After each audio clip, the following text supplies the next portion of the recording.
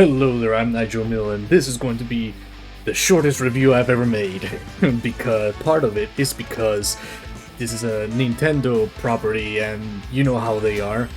They are going to demonetize my video. When it becomes monetizable, they're gonna try every trick in the book on YouTube to take it down. They're gonna try to make it monetizable for them. They're gonna seize it. They're probably gonna make me a copyright strike. They're gonna give me all of that stuff that Nintendo is known for, right? So I'm gonna make this very quick because Nintendo, as you know, are a bunch of elitist, oppressive snobs that they are, right?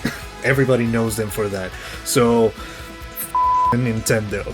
Instead, I want to thank Way Forward for making Advance Wars 1+2 Reboot Camp. It is a reimagination, a reboot, it's in the title, of the amazing Advance Wars 1 and 2 Black Hole Rising from the Game Boy Advance days. Way Forward has reimagined from the ground up this game, and I absolutely love it. That's why I wanted to make a review video in my channel, even though I haven't played it in my channel because, of course, as you know, Nintendo is Nintendo. And, you know, but I want to voice my opinions because this game deserves the praise that I am about to give it. So if you don't know, Advance Wars is a tactical, turn-based war game. You can use infantry, you can use rocket launcher infantry, you can use tanks, medium tanks, heavy tanks, neo tanks, airplanes, bombers, jet fighters, AA guns, you know, recon, machine gun units, you name it. It's all in here. And the gameplay is just as crisp and amazing as it was in the Game Boy days, only with new art style and 3D reimaginings of these, because in the Game Boy days they were pixels. So this is a completely faithful reimagining from the game, something that I cannot say about RE4 remake. Anyways, this game has it all. It was, you know, everything that was in the original, it is here. It is a carbon copy of the amazing originals. The one, Advance Wars 1 and Advance Wars 2 Black Hole Rising. In this game, you got the designer room, you get to create and share your own custom maps, you got the versus, which is standard, get to be online and battle your friends or battle anyone really in there and, you know, establish your dominance in this game if you want it. There's the campaign mode. This is the bread and butter of the whole game. It has an amazing, you know, story. It is funny. It is very entertaining. You know, the missions themselves are completely, or most of the time, completely faithful to the originals. You know, the same maps, the same unit positions, the same everything is in the campaign. So if you're a fan of the Game Boy Advance days, this is it. This is the campaign. You know, you got the war room where aside from the campaign, you get to go into different sections of the maps that are from, you know, separate from the campaign, so you can just have fun and, you know, mix and match your playstyles of the commanding officers that you get, and then you get a result screen and say how good you did, just like in the campaign. Then you got Hachi's shop. Here you can purchase the commanding officers for the war room, for the versus, for the online mode.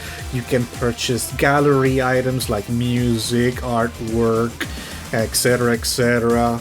And lastly, you got your gallery where you see all of that you purchase in Hachi's shop in. I have been playing this game a lot because I absolutely love it. Just watch this. You know, in my normal campaign, I got all S rank. on the Advance Wars 1 version in the normal mode. Now, I am slowly working my way to challenge mode, don't worry, but I have played this game a lot, and I am completely in love with it. You know, I spend most of my time in the campaign room, you know, trying to get the S ranks. You know, I try to be better and better and better and better at the game. So, this is a short review, so I'm not going to do the usual things that I do and list everything that I liked and everything that I disliked, like in my other review videos, but I'm going to summarize this in the best way that I can. If you like strategy, turn-based combat game, this is the game for you. It's gonna scratch your every single itch. The things that I absolutely love about this game is the campaign, the music, and the animations of these commanding officers. My goodness, especially the music and the animations that they brought into this game and reimagined, these are the most praise I can give this game for. They are absolutely amazing, spectacular, excellent masterpieces in this game. The music that they bring into this game fits every single commanding officer that you get. They are very catchy. They're earworms or ringworms, but in a good way. You know, you will find yourself singing these theme songs in your private time, you know, over and over and over again because of how catchy they are. They sound so amazingly good in this game. And the other point that I cannot give enough praise for is the animations. Instead of the pixel art that was in the Game Boy Advance Wars version of the game, now you got animations on each and every single one of these characters. They smile, they laugh, they get angry, they get annoyed, you know, they get irritated, and they are just amazing. I am a sucker for really good animations, and this is really, really, really good animations, I tell ya. You got all of your commanding officers from the first game and the second game into this one. They include Nell, Andy, Max, Sammy, Hachi, Olaf, Grit, Colin, Eagle, Drake, Jess, Kanbei, Sonia, Sensei, Sturm, Clone Andy, Flack, Lash, Adder, and Hawk. They are all here with one new addition of Clone Andy. You know, he is Andy in every single way, but in my opinion, well, cooler. And the music, the theme, is also cooler in my opinion. So you got Clone Andy, a new CO that you could not play in the original. Now, I think in the Advance Wars 2, Hachi was there, but I don't remember.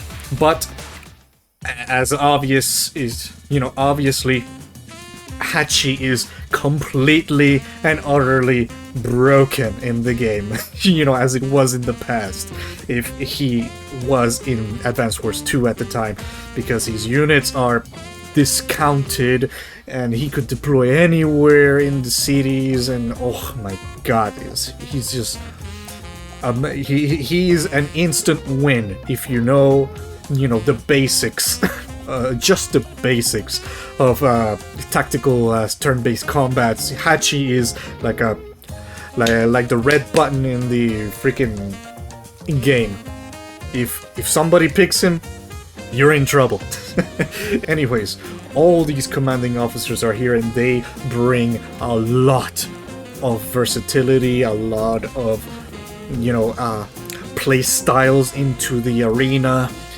So much, play styles that you can try out and experiment and get the advantage of when you're playing against someone in versus, in online, or in the war room.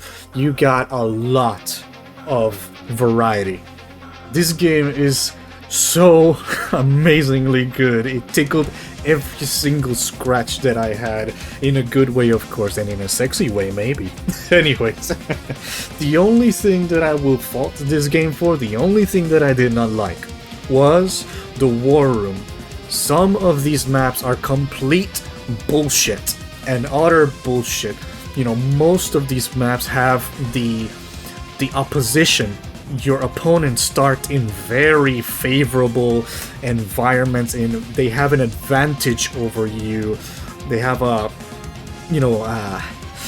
sure, most of these maps, your positioning on the map is better, but it's still, they start off with an unfair advantage over you in the case of funds, in the case of properties and factories and airports and seaports, literally right next to them, and you start with very far off properties and all that stuff, right? So the war room maps could be sometimes very unfair, and I tried, for example, the Twin Isle map and the Rivers 4 map, and it's just extremely rough, extremely harsh on you. I even tried Bounty River. I tried to do it as fast as possible, but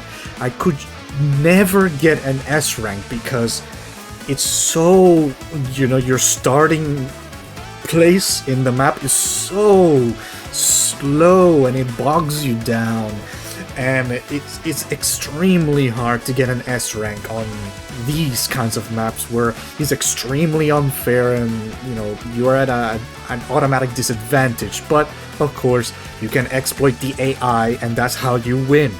But still, some of these war room maps are a bit too unfair. And another complaint that I had in the war room again is that there's not enough maps in here. There's not enough missions for me to try out and play something apart from the campaign. It's just not a lot of variety in the war room. Sure, there's quite a bit of maps in the selection, and you can choose between Advanced Wars 1 style and Advanced Wars 2 style, where you can include superpowers of your commanding officers and the Neo tanks, but it's just the same map, and it's just not enough there, in my opinion, in the war room. That is the only negative that I will say about this whole entire game. Otherwise, this game is amazing. So, like I said, if you are a fan of tactical, turn-based combat, this is for you. Hell, even if you're into music, this game is for you, because my god, I keep singing these themes over and over and over again in my own time because they are so catchy. So just for that, just for you being a music aficionado, just get your hands on this game because it's gonna make you so happy. Anyways, the verdict that I will give this game is a 9 out of 10. It is spectacular, amazing, near perfect. If it wasn't for the lack of content in the war room, this would be amazing. 10 out of 10, faithful reimagination of my childhood games, one of my most favorite childhood games, which is Advanced Wars 1 and 2 Black Hole Rising. Anyways, thank you everybody so much for watching this review of mine, and I hope to see you on the next one.